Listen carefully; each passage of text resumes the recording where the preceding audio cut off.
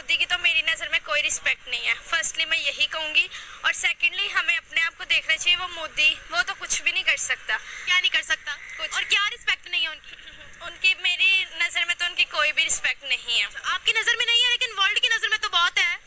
अब हम वर्ल्ड को देखेंगे तो फिर आपको पता है दुनिया तो बहुत कुछ कहती है कि ये करें वो करें, तो हमें घंटा फर्क नहीं पड़ता दुनिया के तेल लेने। हाँ, दुनिया जो मर्जी कहे, मतलब हमें फर्क नहीं पड़ना चाहिए डेफिनेटली। उसकी क्वालिटी यही है कि उसने अपने मुल्क को खुददार मुल्क बनाया, अपने मुल्क को खुददार कौम बनाया और अपने इंडिया की एक तरक्की याफ्ता कौमों में शुमार होने लगा है, इसीलिए दुनिया उसकी इज्जत करने लगी है। कि मोदी साहब ने इलेक्शन से टाइम निकाल के भूटान का दौरा किया है। जो उसमें सबसे बड़ी बात है, 2 दिन का दौरा होगा। हाईएस्ट सिविलियन अवार्ड भूटान का पहली दफा किसी को दिया है, ये मोदी साहब को ऑनर मिला है। जो अवार्ड दे रहे हैं उसका नाम है दुर्ग गेलापो, हाईएस्ट सिविलियन अवार्ड है जो के वो दे रहे हैं।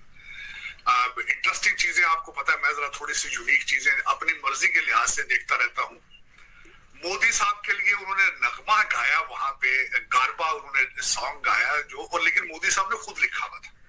ये बड़ी इंटरेस्टिंग बात है। रिस्पेक्ट क्यों है, हमारी क्यों नहीं है? हमारी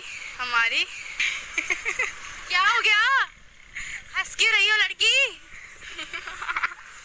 अच्छा, इतनी बड़ी रिस्पेक्ट है जी। मोदी जी की डे 1 से पॉलिसी थी कि नेबरहुड फर्स्ट, हमारे पड़ोसी हैं, सबसे पहले हमारा फर्ज पड़ोसियों की ओर। इसीलिए 2014 मई में जब वो पहली बार प्रधानमंत्री बने, उन्होंने नवाज शरीफ जी को बुलाया।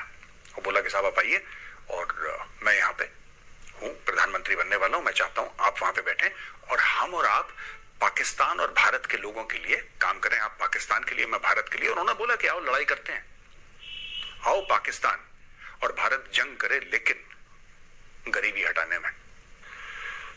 पाकिस्तानियों को ना शराफत से कही हुई बात समझ में नहीं आती दोस्तों। मुसलमान का मतलब होता है झुकना, अल्लाह के अपने आप को सुपुर्द कर देना। तो हमने वो नहीं किया हुआ, हम झूठ नाम के मुसलमान हैं, ठीक है। हम वो काम नहीं करते जो हमें दीन हमारा कहता है। तो भाई धक्के मार के बाहर निकालता है पाकिस्तानियों को। और बीच में बात भी हुई होंगी दोस्तों जो आपको और मुझे पता नहीं लगेंगी। ऐसी कई बातें हैं जो मीडिया में नहीं आएंगी, और उनमें से एक बात ये कही होगी कि भूटान की पूरी देश की गारंटी भारत लेता है, ये चाइना से दूर रहो।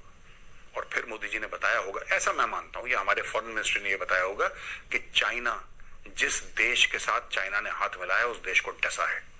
चाइना देश नहीं, चाइना सांप है। पाकिस्तान को देखिए, पाकिस्तान तो खैर मस्त है, सांपों के साथ लौटना तो पाकिस्तान की पुरानी हॉबी है, तो पाकिस्तानियों को फर्क नहीं पड़ेगा। लेकिन आप देख सकते हैं मालदीव्स उड़ गया, मालदीव्स 50-60 आइलैंड उसके उड़ गए मालदीव्स के। श्रीलंका को देखिए, नेपाल को देखिए, जहां चीन गया है, जहां चीन ने हाथ मिलाया है, वो हाथ नहीं है, सांप का फन है, चीन डसता है। और कहीं ना कहीं मिनिस्ट्री ऑफ एक्सटर्नल अफेयर्स ने भूटान की सरकार को बताया होगा कि एग्जांपल देख लीजिए। वो कहते तो है नेबरहुड फर्स्ट पॉलिसी है, लेकिन इंडिया इज डेफिनेटली लुकिंग के चाइना जो है वो जितने भी छोटे छोटे मुल्क हैं उधर अपने पंजे गाड़ रहा है। मालदीव्स, नेपाल में ये जो कम्युनिस्ट पार्टीज का दोबारा अलायंस बना है, द इंडियंस डू बिलीव कि ये एक this is a Chinese game plan. So इस चीज को आपने ये ज़हन में रखना है। तो वो समझते हैं कि ये ना हो कि भूटान भी जो है वो अगेन उसी फोल्ड में चला जाए।